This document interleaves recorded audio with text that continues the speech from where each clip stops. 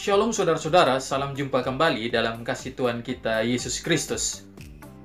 Dosa yang tidak dapat diampuni adalah dosa menghujat Roh Kudus. Apa yang dimaksud dengan dosa menghujat Roh Kudus? Temukan jawabannya dalam video ini. Jangan di-skip supaya saudara benar-benar memahaminya. Simak terus. Saudara-saudara, ada banyak orang yang salah dalam memahami istilah menghujat Roh Kudus. Mereka beranggapan menghujat Roh Kudus itu seperti ini contohnya. Jika ada orang yang bermanifestasi, didoakan lalu rebah atau jatuh, kejang-kejang setelah didoakan, teriak-teriak saat didoakan, berbahasa roh bersama-sama, dan lain-lain, lalu ada yang menegur dan menganggap ini bukan pekerjaan Roh Kudus, maka orang yang menegur ini dianggap sedang menghujat Roh Kudus. Ada juga yang menganggap bahwa orang yang menghujat Roh Kudus adalah orang yang menguji KKR kesembuhan ilahi, apakah datang dari Tuhan atau tidak. Yang lain lagi mengatakan bahwa dosa menghujat Roh Kudus adalah dosa yang diulangi terus-menerus. Seperti hari ini berbohong, besok berbohong lagi, dan seterusnya. Jika ini terus dilakukan, maka kita akan sampai pada titik menghujat Roh Kudus, dan akhirnya dosa kita tidak dapat diampuni dan berujung pada neraka. Nah, saudara-saudara, dasar ayat yang digunakan dalam pandangan ini adalah sebagai berikut. Sebab itu, aku berkata kepadamu, segala dosa dan hujat manusia akan diampuni, tetapi hujat terhadap Roh Kudus tidak akan diampuni. Apabila seorang mengucapkan sesuatu menentang anak manusia, ia akan diampuni. Tetapi jika ia menentang Roh Kudus, ia tidak akan diampuni. Di dunia ini tidak, dan di dunia yang akan datang pun tidak. Matius pasal 12 ayat yang ke-31 hingga ayat yang ke-32.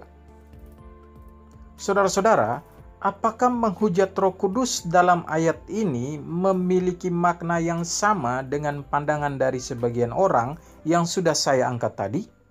Mari kita lihat konteksnya. Mari kita lihat ayat sebelumnya, yakni ayat 22 hingga ayat yang ke-23. Kemudian dibawalah kepada Yesus seorang yang kerasukan setan. Orang itu buta dan bisu. Lalu Yesus menyembuhkannya, sehingga si bisu itu berkata-kata dan melihat. Maka takjublah sekalian orang banyak itu, katanya. Ia ini agaknya anak Daud. Pada ayat ini Yesus mengadakan mujizat, lalu timbul reaksi dari mereka yang menyaksikan. Maka takjublah sekalian orang banyak itu, katanya. Ia ini agaknya anak Daud. Dalam terjemahan lain, kata ia ini agaknya anak Daud adalah mungkin orang ini adalah keturunan Daud yang dijanjikan itu. Karena mujizat yang dilakukan oleh Yesus ini, mereka menduga bahwa Yesus adalah Mesias yang akan datang dari keturunan Daud. Saudara-saudara, mereka tahu bahwa Mesias yang datang akan mengadakan tanda-tanda mujizat. Dari mana mereka tahu? Mereka tahu dari kitab suci mereka. Perhatikan ayat berikut ini. Pada waktu itu, mata orang-orang buta akan dicelikan, dan telinga orang-orang tuli akan dibuka. Pada waktu itu orang lumpuh akan melompat seperti rusa, dan mulut orang bisu akan bersorak-sorai, sebab mata air memancar di padang gurun, dan sungai di padang belantara. Yesaya pasal yang ke-35, ayat yang ke-5 hingga ayat yang ke-6. Tapi, ketika orang Farisi mendengar perkataan mereka, apa reaksi mereka? Tetapi ketika orang Farisi mendengarnya, mereka berkata, dengan Beelzebul, penghulu setan, ia mengusir setan. Matius pasal 12 ayat yang ke-24. Orang Farisi berkata demikian untuk membantah dugaan mereka yang menyaksikan mujizat itu, bahwa Yesus adalah Mesias. Mengapa orang Farisi bersikap demikian? Bandingkan dengan ayat-ayat ini. Karena mereka sudah berkumpul di sana, Pilatus berkata kepada mereka, siapa yang kamu kehendaki kubebaskan bagimu? Yesus Barabas atau Yesus yang disebut Kristus? Ia memang mengetahui bahwa mereka telah menyerahkan Yesus karena dengki. Matius pasal 27 ayat yang ke-17 hingga ayat yang ke-18. Sekarang mari kita lihat ayat 18 dalam terjemahan lain. Pilatus sengaja berbicara seperti itu karena dia sudah tahu bahwa imam-imam kepala iri hati kepada Yesus. Dia tahu bahwa alasan itu yang membuat mereka menyerahkan Yesus kepadanya. Jadi alasan mereka menyerahkan Yesus itu karena iri hati. Demikian juga saat mereka mengatakan dengan Beelzebul, penghulu setan, ia mengusir setan. Mereka bukan tidak tahu bahwa tanda mesianik adalah mengadakan mujizat. Tapi karena mereka ini iri hati, karena banyak orang mulai mengikuti Yesus dan meninggalkan mereka. Atas sikap mereka inilah Yesus berkata dalam ayat 31 hingga ayat yang ke-32. Sebab itu aku berkata kepadamu, segala dosa dan hujat manusia akan diampuni, tetapi hujat terhadap Roh Kudus tidak akan diampuni. Apabila seorang mengucapkan sesuatu menentang anak manusia, ia akan diampuni. Tetapi jika ia menentang Roh Kudus, ia tidak akan diampuni. Di dunia ini tidak, dan di dunia yang akan datang pun tidak.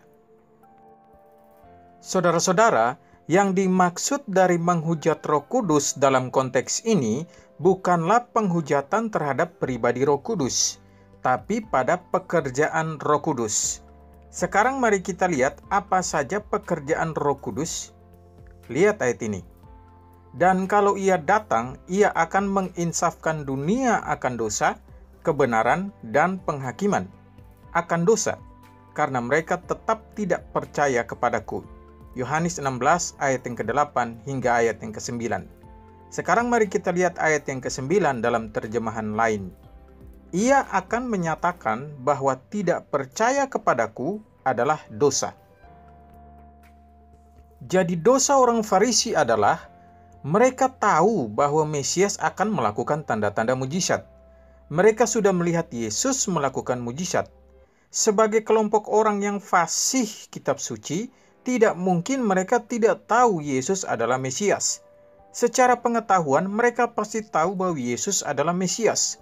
Inilah pekerjaan Roh Kudus. Dia menerangi hati dan pikiran untuk percaya bahwa Yesus adalah Mesias. Roh Kudus sudah menerangi orang Farisi sehingga jelas bagi mereka bahwa Yesus adalah Mesias. Tapi karena iri hati, maka mereka sengaja menolaknya dengan berkata, "Ini pekerjaan setan." Saudara-saudara, jika hati dan pikiran seseorang menolak Yesus sebagai Mesias, lalu dia mengeluarkan perkataan yang menolak Yesus sebagai Mesias, maka ini tidak termasuk dosa menghujat Roh Kudus. Jika hati dan pikiran sudah diterangi oleh pekerjaan Roh Kudus, sehingga sudah jelas baginya bahwa Yesus adalah Mesias, tapi karena alasan tertentu maka perkataannya menolak semuanya itu, dalam kasus orang Farisi ini pekerjaan setan, maka inilah yang dimaksud dengan menghujat Roh Kudus. Demikianlah penjelasan saya. Tuhan memberkati kita semua. Sampai jumpa di lain kesempatan. Shalom.